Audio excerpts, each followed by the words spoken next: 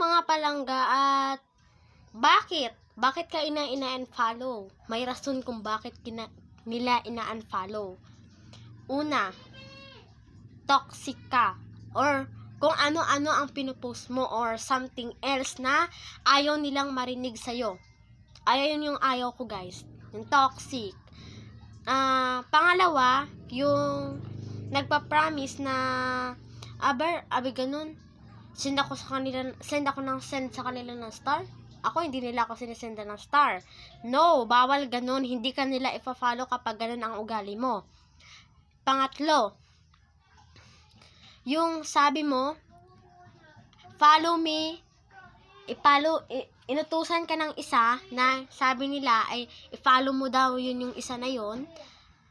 Hindi mo naman pala pina-follow, pinaasa mo lang siya. Wag nang ganun. Toxic yung ganun na tao.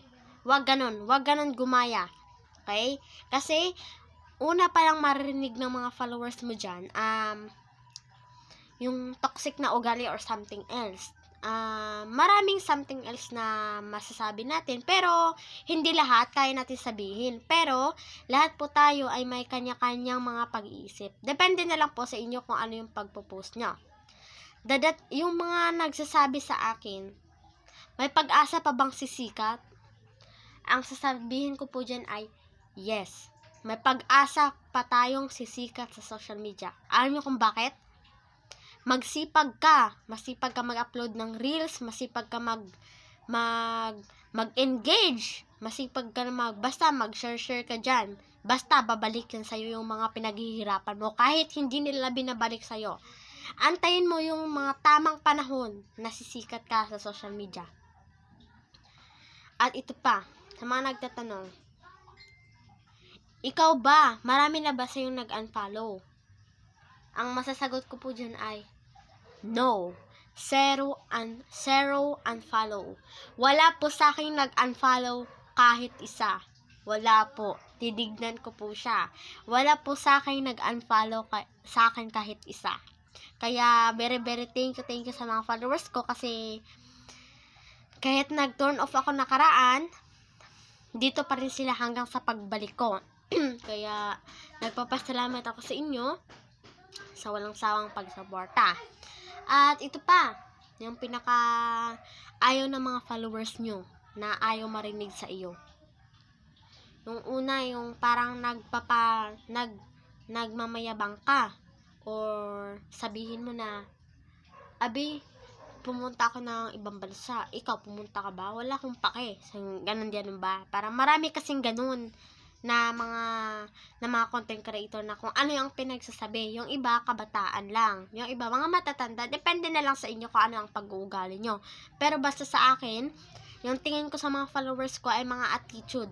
Hindi ko hinahanap or pina-follow ang hindi maayos ang attitude at maganda ang kanilang mga ina-upload or hindi mga kabalastugan. Depende na lang kung ano yung ina-upload nilang mga walang ganun, damit, walang ganun. Siyempre, bawal yung kay Meta. Siyempre, hindi siya tatanggapin kapag ganun ang ina-upload niya. Tips para madali ka sumikat. Una, mag-engage ka para marami sa'yong mag-i-engage rin. Pangalawa, palaging manalangin sa itaas. Kasi siya lang naman bumibigay sa atin yan. Pangatlo, palaging mag-upload ng reels. Bawat oras, palaging mag-upload. Para hindi tayo masayangan ng oras. Okay? Pang-apat, palaging mag-live. Ayun yung pinaka-importante. Para gusto nyong maabot ang 60 minutes views. Siyempre, gusto ko rin yun. Kaso sa akin, nag-turn off ako. Nawala yung 60 minutes views ko. Kaya, ayun, kailangan nang tapusin. So, ayun guys, thank you for watching. At sana tinapos nyo ang video na to hanggang sa dulo para wala po tayong marami po tayong matutunan at sana hindi na po natin gagawin yun para madali rin, di po tayo i-unfollow ng ating mga followers. So, maraming salamat. Thank you for watching. Don't forget to like, comment, and share.